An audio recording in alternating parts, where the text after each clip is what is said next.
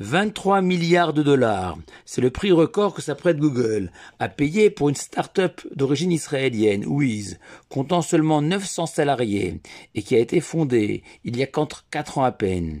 Une fois de plus, certains seront tentés de crier au génie juif après cet incroyable succès économique et technologique pour un petit pays de moins de 10 millions d'habitants et qui plus est en guerre. Pourtant, dans notre parachat de Balak, ce n'est pas du tout ce que a admiré Bilam, ce mage des nations chez les enfants d'Israël. Non, l'Éternel a placé les paroles suivantes dans la bouche de Bilam, comme si Dieu lui-même avait voulu nous indiquer les qualités et les vertus des enfants d'Israël, qui méritent vraiment de nous émerveiller, de nous faire rêver, et surtout de nous servir de modèle, à copier et à reproduire. Ainsi Bilam s'est extasié. Lor ibit aven beyaakov velora amal b'Israël. Ce qu'on peut traduire ainsi en se fondant sur la traduction d'Onkelos. Je n'ai pas vu, dit Bilam, d'idolâtre dans la maison de Yaakov, ni de serviteur de culte mensonger. L'Éternel est lui-même l'ami des enfants d'Israël. Bilam dénonce deux phénomènes, deux menaces auxquelles nous sommes tous les jours confrontés.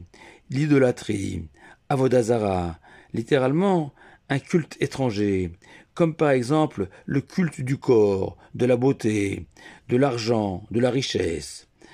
Ainsi, dans quelques jours, le monde entier aura les yeux tournés vers Paris et le jeu olympique pour savoir quel est l'homme ou la femme qui court le plus vite, qui saute le plus haut, qui nage le plus rapidement. Autant de défis essentiellement corporels. Ou bien, régulièrement, le classement des personnes les plus fortunées de la Terre ou de France paraît et fait rêver les lecteurs. Yaakov incarne, comme nous le savons, le niveau le plus terre-à-terre de la foi, Yaakov signifiant le talon. Yaakov et ses descendants ont compris que tout ceci n'est qu'un culte étranger à un juif, et que le physique, l'argent, ou tout ce qui est uniquement matériel, ne peut être un objectif à atteindre, une ambition à nourrir, devenir le plus grand ou le plus riche.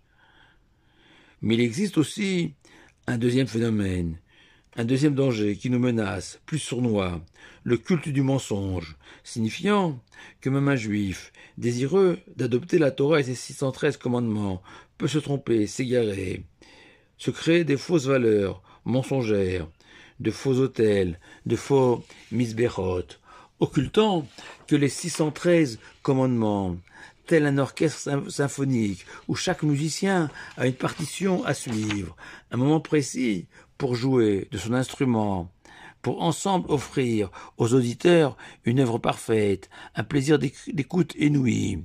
Ainsi, chaque mitzvah compte et a son importance, et que seule l'étude de la Torah, sa compréhension surtout, nous offre le mode d'emploi des 613 commandements, le poids du Shabbat par exemple, la place de la terre d'Israël, le respect des parents, la bonté, la charité, combien donner et à qui, le devoir de travailler pour subvenir à ses besoins, l'éducation des enfants et l'obligation de transmettre.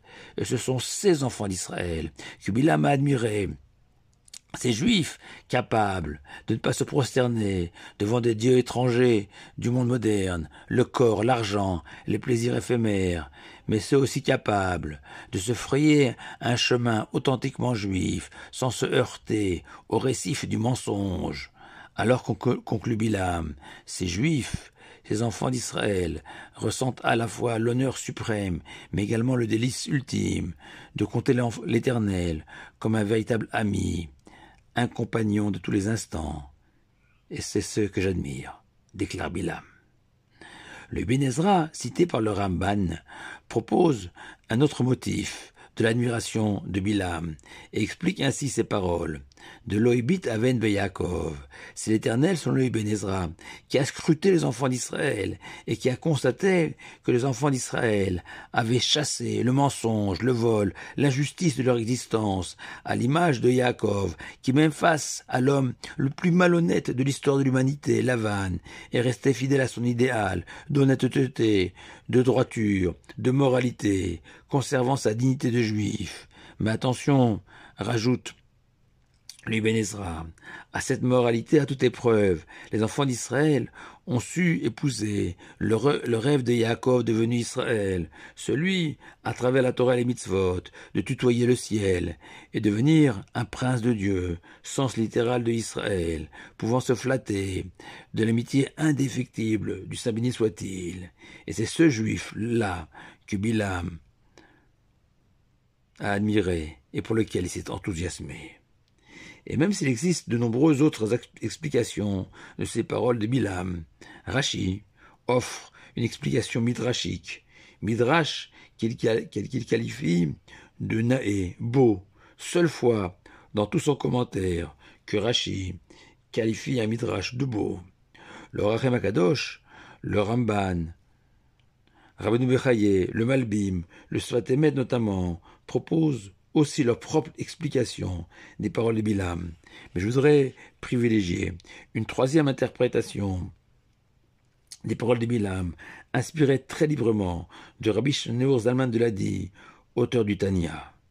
Nous savons qu'un juif doit se considérer à la fois comme un serviteur de Dieu, la dimension de Yaakov, ainsi surnommé par Dieu, selon le prophète Isaïe, mon serviteur Yaakov. Mais un juif doit aussi ressentir qu'il est un fils de Dieu, comme l'Éternel le reconnaît lui-même, en évoquant mon fils aîné Israël au début du livre de Shemot, l'Exode. Dès lors, déclare Bilam, les enfants d'Israël, en tant que serviteurs de Dieu, sont exemplaires et accomplissent leurs tâches sans la moindre faille, la moindre iniquité. Mais aussi en tant qu'enfants, ils ont été des héritiers remarquables des valeurs de leur Père qui est au ciel, sans montrer la moindre lassitude d'être considérés uniquement comme les enfants de Dieu. Cette double relation des enfants d'Israël avec Dieu a débouché sur la plus belle et la plus fiable des amitiés avec Dieu lui-même.